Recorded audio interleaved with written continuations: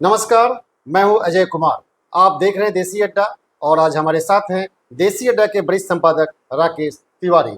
देखिए, 19 तारीख को लोकसभा की 4 सीटों पर चुनाव होने जा रहा है और इस प्रथम चरण के चुनाव में कौन जीत रहा है, किसकी सांसें फूली है और किसकी राह भटकने वाली है, आज हम इन्हीं विषयों पर चर्चा करेंगे अपने संपादक राकेश तिवारी जी से।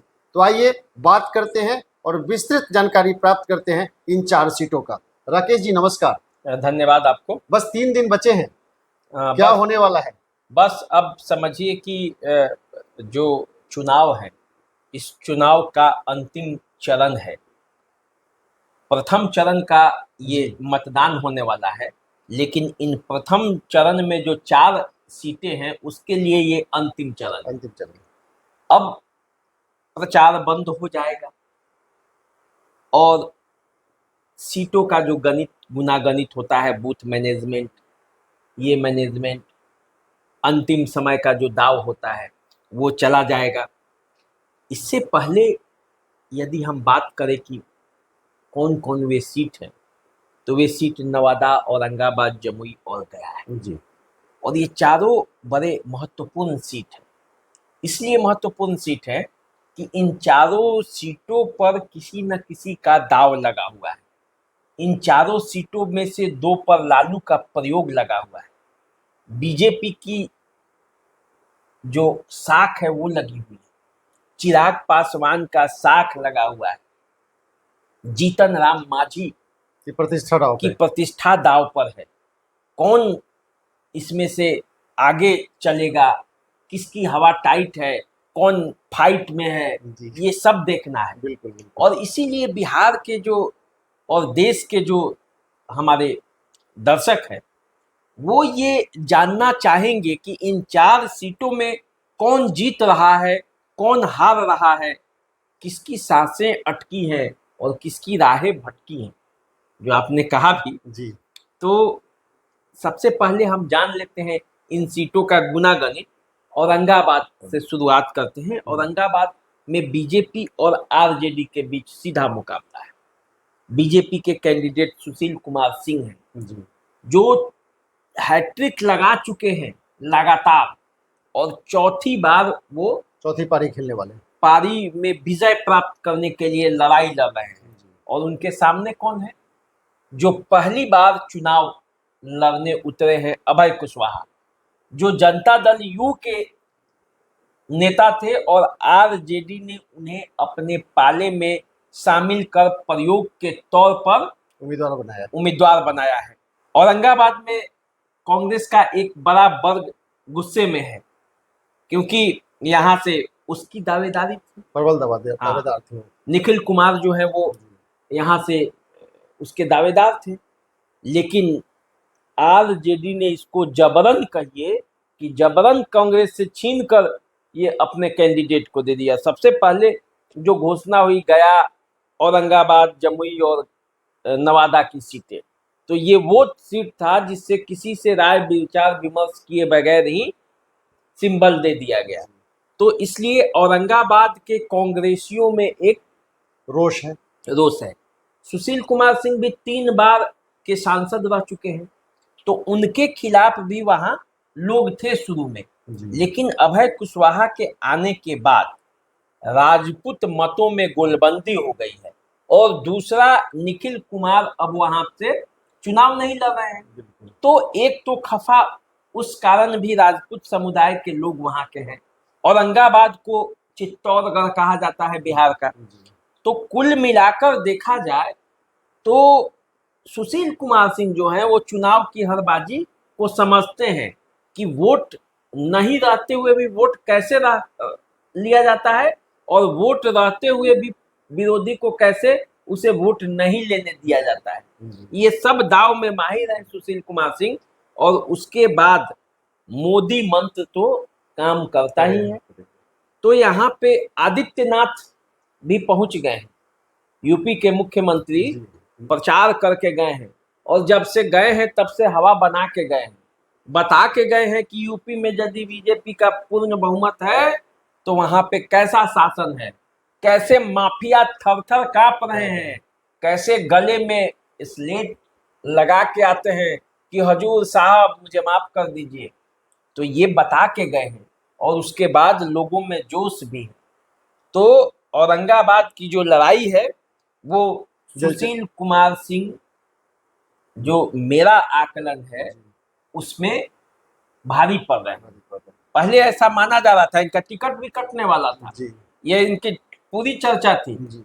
लेकिन चुनाव जो है वो यही कहा जाता है कि बिजली का खेल है, कब किधर फिसलन आए और कब कौन कहाँ फिसल जाए, किसके गांधे से पाले से गेंद निकल जाए कहा नहीं जा सकता। लेकिन सुशील कुमार सिंह की अब यहाँ पे एज है और इसी पर यहाँ पे चुनावी मैदान में लोग टिके हुए हैं, अपने अपने कार्यकर्ताओं को मनाने की तैयारी है। आरजेडी भी लगा हुआ है कि कैसे हम अपने जो उसके समर्थक है उसको एकजुट करके सुशील कुमार सिंह के खिलाफ जातीय कार्ड भी चलेगा कर सके। लेकिन औरंगाबाद में जो स्थिति है वो सुशील कुमार सिंह एज में है, तो ये आप मान कर चलिए। दूसरा, अब चुनाव के दिन क्या होगा, रात भर में चुनाव में परिवर्तन हो जाता है, समीकरण बदल जाते हैं, कोई ऐसी घटना घट जाती है, कोई ऐसा अफवाह हो जाता है कि पूरा समीकरण चेंज हो जाता है, तो उसको नहीं। लेकिन अब तक जो जब तक हम लोग वीडियो शूट कर रहे हैं तब तक एज सुशील कुमार सिंह के पक्ष में दिख रहा है। अब आ जाइए जरा बात कर लेते हैं हम लोग जमुई की। जमुई वो सीट है जहां बीजेपी के सहयोगी चिराग पासवान, एलजेपी रामविलास के कैंडिडेट, रामविलास पासवान के दामाद कह लीजिए, चिराग पासवान के जीजा कह लीजिए, उनको टिकट मिला हुआ है एलजेपी से। पहले 2 बार के सांसद यहाँ चिराग पासवान थे, लेकिन यहाँ जो है वो अर्चना रविदास को आरजेडी ने चुनावी मैदान में उतारा है और अर्चना रविदास कड़ी टक्कर दे रही है जमुई में। बिल्कुल, और ऐसा लग रहा है कि वहां माहौल बड़ा टाइट है और जबरदस्त फाइट है, टक्कर कांटे की है, एकदम कांटे की टक्कर है। और जमुई में जो है जदयू के जो मंत्री हैं सुमित कुमार सिंह, उनके भाई अजय प्रताप सिंह वो आरजेडी में चले गए हैं और वो राजपूतों का एक वोट लेने का वो दावा कर रहे हैं। अब कितना वोट जाएगा ये अंत समय में पता चलेगा कि वो कितना राजपूतों का वोट ट्रांसफर करा पा रहे हैं, क्योंकि वो आरजेडी भी ये मानती है कि राजपूत वोट जो है वो बीजेपी को चला जाता है। इस बार राजपूत सीटों में कटौती भी की गई है, लेकिन वहां उनका प्रयास है। प्लस अर्चना रविदास जो है वो रविदास फैमिली से है, लेकिन जो उनके पति हैं मुकेश यादव हैं, तो यादव में भी एक उत्साह है। बिल्कुल, तो यादव और अर्चना रविदास के जो सपोर्टर हैं, आरजेडी के सपोर्टर हैं, और ये जो अजय प्रताप सिंह हैं, इनको जो लेकर वो लोग आए हैं नगेंद्र। तो कुल मिलाकर देखा जाए कि बाप और माई का समीकरण यहाँ काम कर रहा है। हाँ, अर्चना रविदास के पक्ष में, हाँ, अर्चना रविदास के पक्ष में वो काम कर रहा है, वो हवा है जी। लेकिन आप अरुण भारती को कमजोर मत समझिए, अरुण भारती की ताकत को समझिए। हवा चाहे जो भी बनाया जा रहा है, लेकिन अरुण भारती के पीछे कौन है?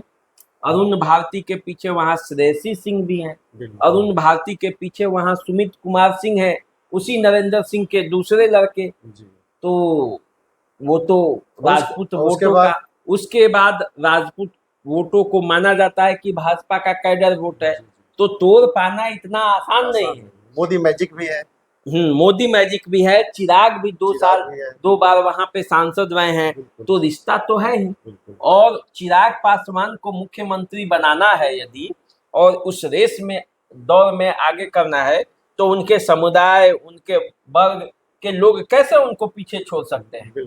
तो अंत में गोलबंदी होगी, लेकिन वही है, जमुई में लड़ाई कांटे की है। मोदी मैजिक यहाँ चाहिए। जैसे कहा जाता है ना कि पार कैसे लगेगा, बिहार में 40 में 40। हालांकि सी वोटर का जो अभी आकलन आया है, उसने बिहार में 40 में 40 तो नहीं कहा है, उसने 40 में 33 कहा है, 7 इंडिया गठबंधन के लिए कहा है।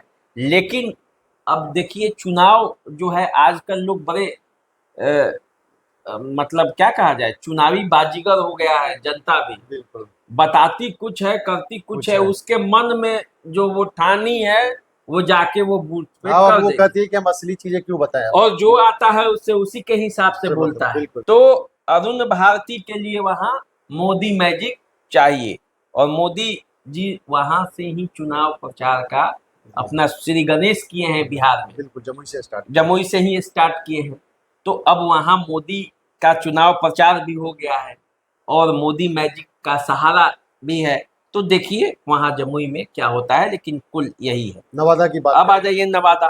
नवादा में बीजेपी के कैंडिडेट है विवेक ठाकुर और आरजेडी के कैंडिडेट है श्रवण कुशवाहा। अब ऐसा लगता है कि गोलबंदी दोनों तरफ से हो रही है, अंतिम गोलबंदी के तरफ लोग अब एकजुट हो रहे हैं।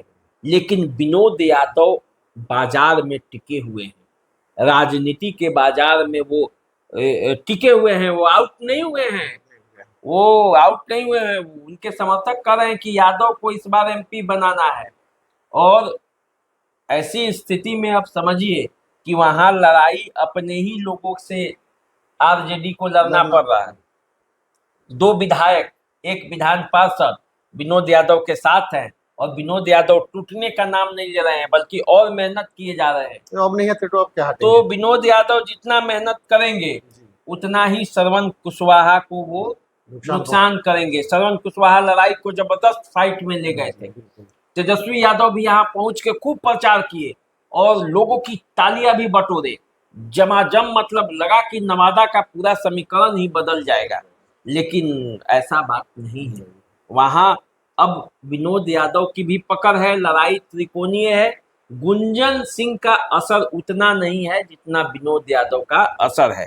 तो इसलिए वहां पे विवेक ठाकुर जो है वो जो सीपी ठाकुर के लड़के हैं, परिवारवाद का उन पर ये भी लगता है, बाहरी का भी आरोप लग रहा है। लेकिन नवादा में तो बाहरी ही जीतता है, अभी तक तो बाहरी ये इतिहास वहां का है। तो इस बार विवेक ठाकुर वहां पे एज है।